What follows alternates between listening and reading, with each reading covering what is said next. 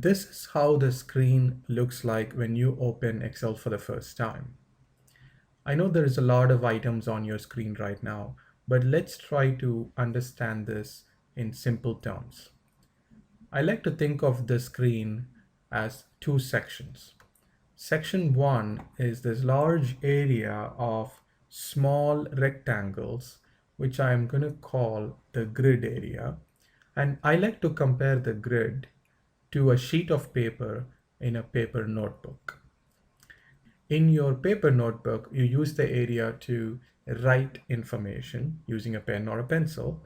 And here we're going to be able to type information using our keyboard. So this is a digital notebook where you're going to use keyboard to type information, and also we're going to store it in digital format in your computer. So these are digital notebooks. So Excel is a program that can help you create not just regular notebooks, but magical digital notebooks. The reason why I'm calling them magical is because of all the things that you see at the top here, all these items, and these are going to help you create magical notebooks. And these notebooks will be able to perform incredible things that are impossible to do in a paper notebook. And we will be talking more about these magical tools in the later videos in this course. But for now, let's just be aware that there are 7 different items here, and each of this is called a ribbon.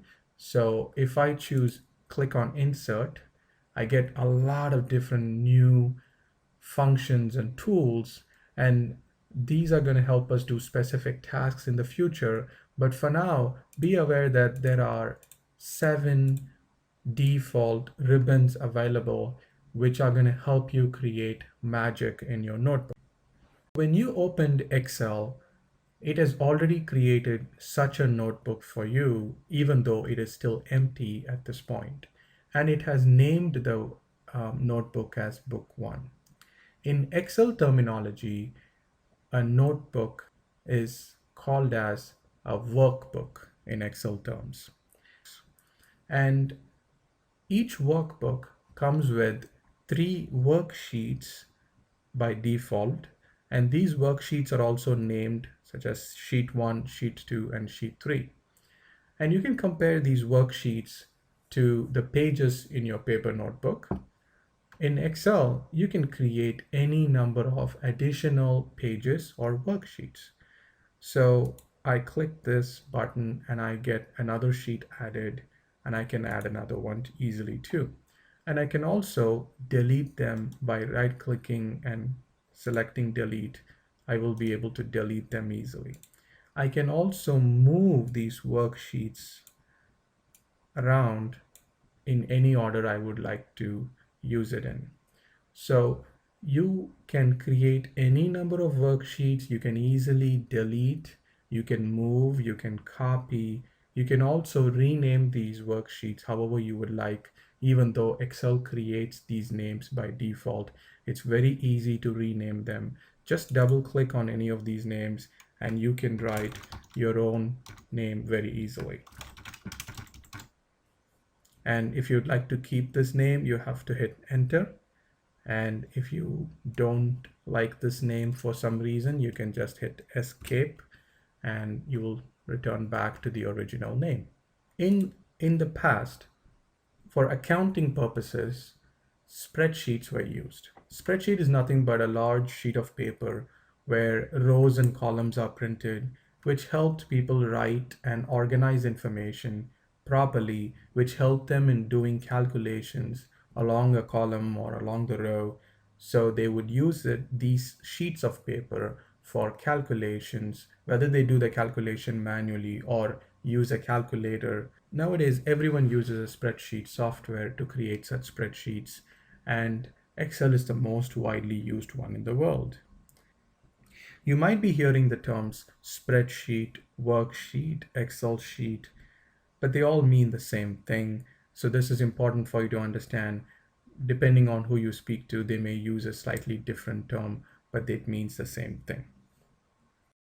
Specifically, let's try to understand how this grid area is structured. Each of these small rectangles is called a cell. In order to get a closer view of these cells, I'm going to use the zoom control at the bottom right. And this zoom control works just like a magnifying glass. It actually makes you see things bigger, but it does not change any of the content itself. And as you can see here, one of these cells is selected and it's active by default. The selected cell has a slightly thicker black outline border around it. In this case, this is the selected cell. And each cell has a name, and this name uniquely identifies each cell in this worksheet. And the name is available in the small box called the name box above the column A. And as you can see here, the name of this cell is A1. The name is based on the column that the cell belongs to and the row it belongs to. And as this cell is selected, you can also see that the column letter A and the row number 1 are highlighted. That means that this cell belongs to column A and row 1. And that's why the name of this cell is A1. Some people also call the name as address. And each of these columns is a vertical collection of cells. The columns are labeled using alphabets, and it starts with A, B, C, and it goes further to the right.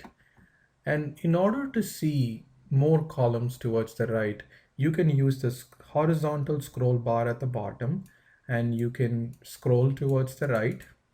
And as you can see here, the labeling of the columns, as it becomes Z, then it starts again with AA, AB, AC, and it goes to AZ, and then it starts again at BA, BB, and then goes to BZ, and so on. And the last column is named as XFD, and this is actually column number 16,384.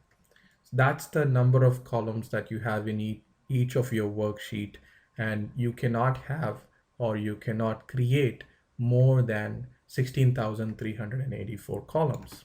Similarly, the rows are named as well. The rows are named using numbers, and as you can see here, starting from 1, 2, 3 all the way down, you can use the vertical scroll bar to go down to see more rows, and there is a limit to the number of rows as well, and that limit is 1,048,576. You cannot create any more rows than 1,048,576.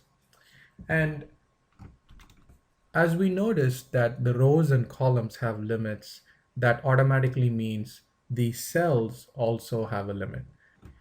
There are more than 17 billion cells available in each worksheet. Yes, there is a limit, but that is a lot of cells. Each cell is a place for us to store data individually.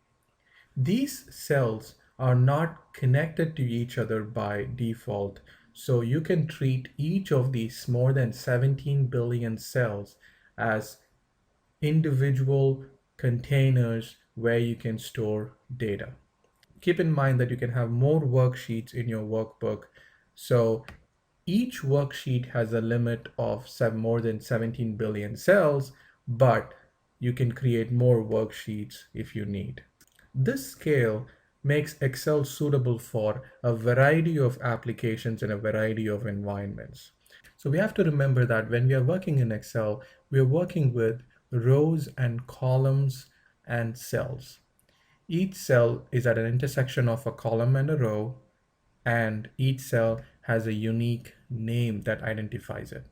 So this underlying fundamental structure enables Excel to do amazing things. So it's very, very important that we understand this fundamental structure.